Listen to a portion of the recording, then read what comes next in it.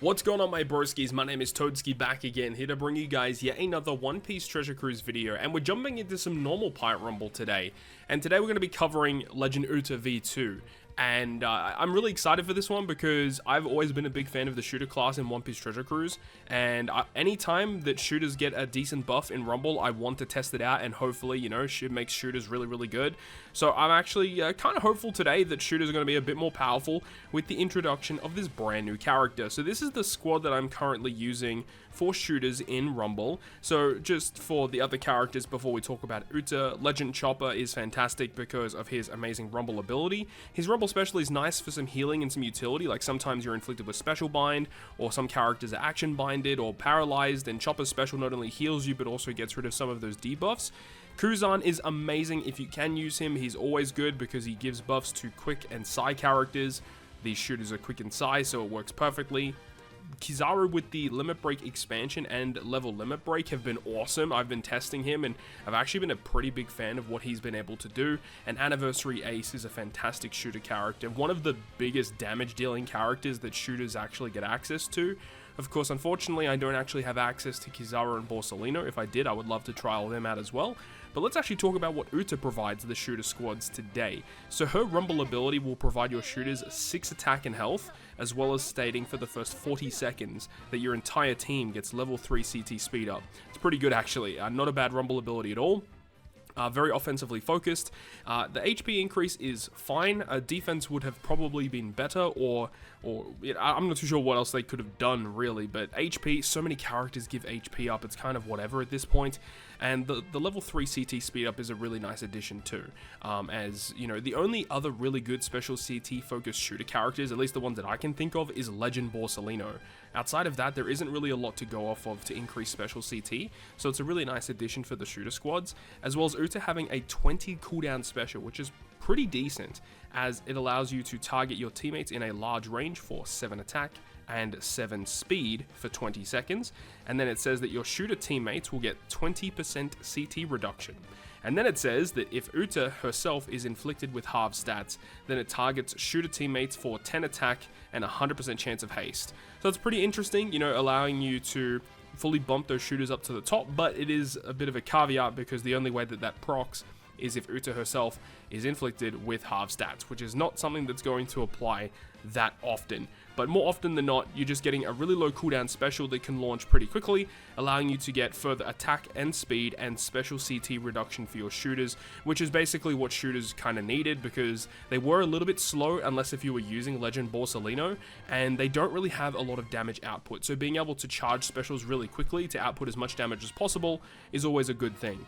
And then you move on to the rest of her kit. Her behavior pattern is pretty basic. She targets the closest enemies, and she does completely evade special bind, which is a neat one, as well as also having 30% damage reduction against int characters. So it's not an amazing kit overall, but I think it's a nice utility piece that shooters can definitely abuse. So that's what we're going to try out in today's video, and hopefully we have some relative success. The first match that we have here is going to be against the challenge difficulty against John Bart. All the clips in this video are going to be against the challenge difficulty content. And one thing I will say is that all the clips in this video were recorded in one take. It only took one try for my team to actually take down all of these clips that you'll see in this video, which I thought was kind of surprising. I thought I may have had to retry some of them, but no, they all worked straight away, which was pretty impressive to come up against. Now, one thing that's pretty big about going up against like int-driven teams is going to be Kuzan, because when Kuzan launches his special, not only does he do really good fixed damage, but he also will inflict special CT decrease and defense down, which is going to enable Ace and Kizaru to do even more damage against them. And you can see even just that, like Kizaru's special just does absurd amounts of damage to the opponent, especially with that level limit break and the level 150. He just gets so much more statistics, so he'll do more damage, but his actual special multipliers are higher and he hits more targets too. Ace with defense down is going to be massive too, being pretty good, honestly, doing a lot of damage. And here you see Chopper coming in with a bit of healing. Chopper is mainly here not only just because of the utility and heal, but that rumble ability that he has is absurd. It just does so much stuff for shooters. And you see Kuzan coming in, knocking out the Law and Kid, so we don't even have to worry about him anymore. Queen surprisingly does do a bit of work here with that damage over time. It is only level 3, but I can already see that if damage over time becomes somewhat meta, it's going to be pretty frustrating to come up against, that's for damn sure. Uta is very frustrating. You see all the halving of different statistics that Uta is able to do against us, which is pretty bad. Blackbeard doing a bit of damage too, and we're getting definitely pretty scared at this point in terms of our health thresholds. Like Borsalino is almost dead. Uta coming in, continuously charging our specials, continuously applying more attack and more speed to our allies. And I don't think that because she actually isn't inflicted with halved stats, like certain stats like attack and defense were halved due to the opposing Uta, but it wasn't full half stats, so she actually isn't able to apply the additional buffs, which is pretty unfortunate. But at this point, we have everyone still alive, we have our specials ready to go, and we can easily secure victory from here.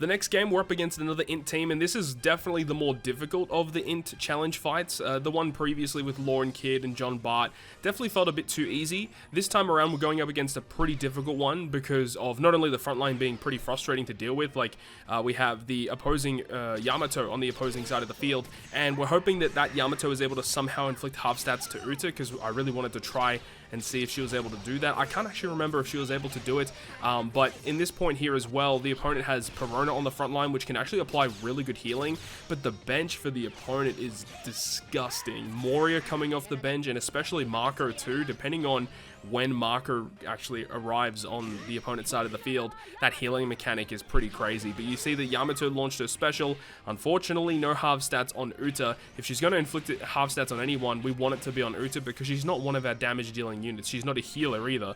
So unfortunately, she did not get hit by that. Here we go with the Dory, which unfortunately special binded our Kuzan, so we can't launch his special quite yet, which would have been pretty good. However, Chopper coming in clutch, removing the special bind on Kuzan, allowing him to launch his special. So there you go, Chopper showing more than one reason why he's a great asset to this team. A lot of people not a fan of Chopper because, yeah, he doesn't really apply any offensive power, though his rumble ability is pretty good at doing that. And you see Broggy doing so much damage against us there, especially those characters inflicted with half stats, and here's Ace with half stats, still doing okay damage, and if he didn't have half stats, we might have actually got a knockout or two there.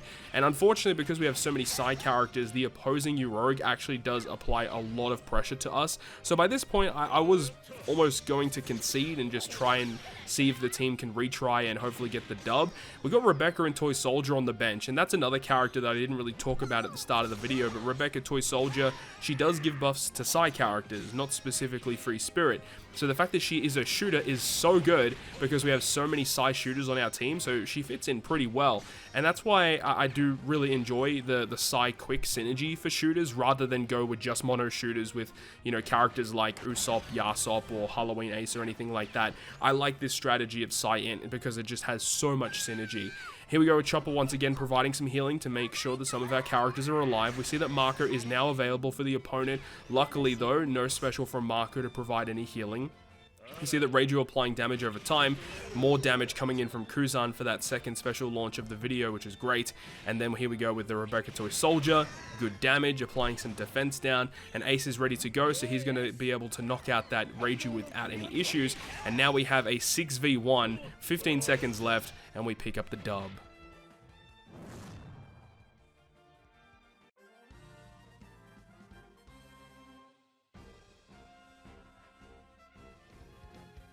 The next clip we're going up against probably the most difficult quick challenge in One Piece Treasure Cruise, which is the one with Porchemi and Blue Jam, the quick driven team. This team is pretty threatening actually. Blue Jam of course applying lots of half stats, and he does decent damage, and Porchemi with lots of fixed damage. It is kind of weird though that the opponent has Sugar on their side of the field. I don't think that's a great choice, Probably should have been applied with something else, but the opponent's bench is still pretty scary. Like, versus Akainu's on the bench is kind of weird. If they replace versus Akainu to be on the front line instead, yeah, this would be an even harder challenge, but the fact that Sugar's on the front line does make it a little bit easier.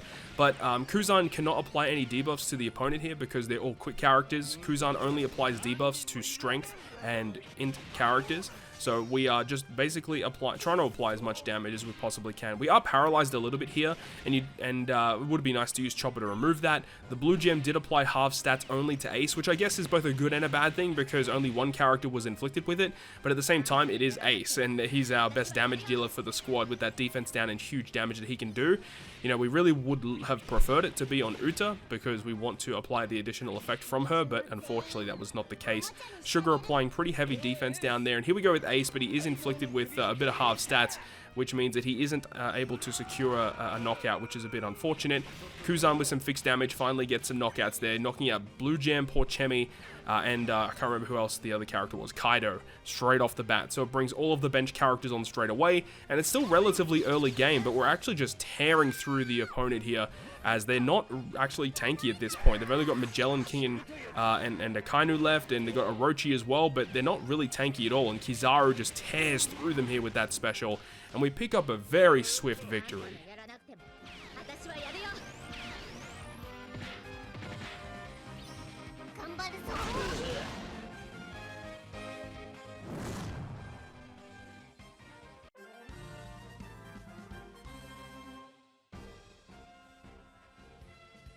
And then finally, the last clip is going to be against the Strength Sasaki challenge. Again, this can actually be a pretty threatening one, but we were able to secure it as well. Once again, Kuzan being huge here for applying that fixed damage, but also being able to apply defense down and special CT decrease against the opponent's strength team. So what I will say about the shooter teams is they're not really meta quite yet. I still do think that they are missing a couple of key components for them to actually be meta relevant. If they had some characters, like for example, if Beckman and Lucky Roo were built the exact same way that they are, but the damage that they did was through defense, whew, oh man, that would be really, really fun. But that's really the issue that I find at the moment, is that shooters still lack in the offensive department. Defensively, they're actually pretty solid, I'll admit. They're actually not that bad at all. And they have very high attack multipliers, but I guess that could also be why they're not giving the shooter characters damage through defense, because shooters are able to have so much attack value, as you can see by this team, like upwards of 40, sometimes even 50 plus attack. And if you have someone like that that can do damage through defense, that may be a bit of an issue, but I do think that it would help shooters in a pretty large way. So overall, shooters are still a bunch of fun to use. If I'm up against a mid to low level team, I'd love to use shooters because they're just so much fun.